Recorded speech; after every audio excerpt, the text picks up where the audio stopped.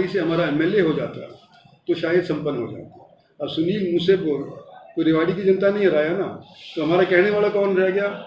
Opposition वाला रह गया। जवाब दिया कि क्योंकि हमारा विधायक यहाँ से नहीं बनकर आया इसलिए यहाँ पर विकास नहीं हुआ। विधायक चिरंजीव राव ने गुरुग्राम लोकसभा क्षेत्र से भाजपा के प्रत्याशी राव इंद्रजीत सिंह को रेवाड़ी के विकास में सबसे बड़ा रोड़ा बताते हुए कहा कि राव इंद्रजीत सिंह केवल खुद को सांसद बनाने व बेटी को विधायक की टिकट दिलाने पर जोर दे रहे हैं। सबका साथ सबका विकास का नारा देने वाली भाजपा के प्रत्याशी का कहना है कि रेवाड़ी का विकास इसलिए नहीं हुआ क्योंकि यहां से विधायक कांग्रेस पार्टी का है। चिरंजीव राव ने कहा कि राव के इस बयान से साफ है कि खुद के थोपे हुए नुमाइंदे को लोगों द्वारा नकारने के बाद रेवाड़ी की जनता से राव इंद्रजीत सिंह ने बदला लिया है और रेवाड़ी में कोई भी कार्य नहीं होने दिया। चिरंजीव राव अपने निवास स्थान पर पत्रकारों से बातचीत कर रहे थे। देखिए, कल हम लोगों ने देखा कि हमारे सांसद राव इंद्रजीत जी कल अपने पार्टी के दफ्तर के अंदर रेवाड़ी आए और वहाँ पर जो उन्होंने पहली बार अपनी जो बैठक करी उसके अंदर इनके खुद के पार्टी के नेता जो खुद अभी नए नए पार्टी में शामिल हुए हैं वही उस पार्टी की बैठक के अंदर नहीं आए। चाहे हमारे पूर्व में विधायक रहे हों रणधीर कापड़ीवास जी, चाहे आपके सतीश यादव जी हों या इनके चेयरमैन हैं अरविंद यादव जी, ये लगातार आरोप लगाते हैं कांग्रेस पार्टी के अंदर कि यहाँ गुटबाजी है।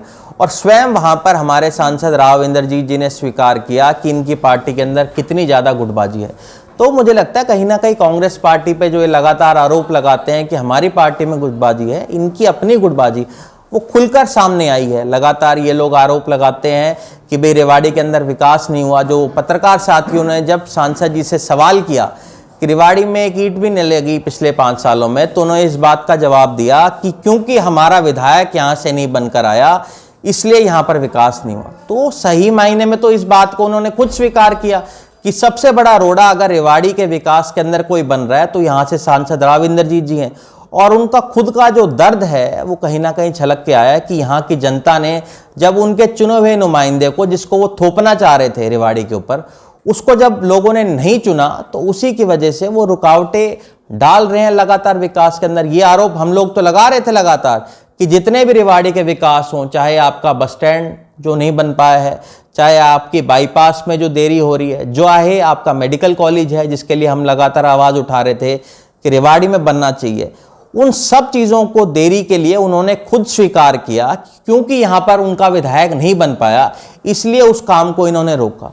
तो कहीं ना कहीं इन्होंने खुद इस बात को स्वीकार करा कि अगर इनका विधायक यहाँ से होता तो ये रेवाड़ी के अंदर विकास करवाते। ये दर्शाता है कि एक ऐसा व्यक्ति है जिसकी हमेशा ये सोच रही है कि अपनी राजनीति को मैं चमकाऊं। आपको जहां तक बात की हरियाणा की, हरियाणा क्योंकि पता है आपको हमारे सेकंड लास्ट फेज के अंदर है और बहुत सारे ऐसे स्टेट्स हैं जहां पर हमारी टिकटें अभी तक डिक्लेयर नहीं हो पाई हैं।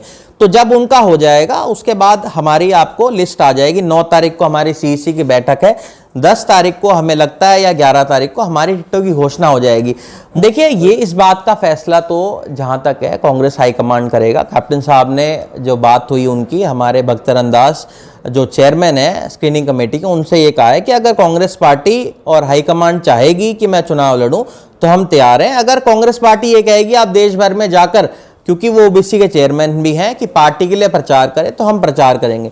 इस बात का फैसला तो कांग्रेस पार्टी को करना है कि किसको चुनाव लड़ाना है। ये बहुत चीजों पर निर्भर करता है।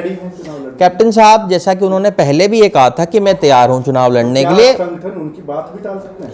देखिए, संगठन टालने की बात नहीं होती, जो चुनाव लड़ा जाता है बहुत चीजों पर निर्भर करता है। क्या पता कांग्रेस पार्टी को ऐसा लगता हो कि कप्तान साहब का जो फायदा है वो देश भर में जहां जहां ओबीसी हैं उनको एकत्रित करने में या गोलबंद करने में होगा, तो वो वहां जाएंगे प्रचार करने के लिए। और उनको अगर पार्टी कहेगी आप चुनाव लड़ी तो चुनाव लड़ेंगे।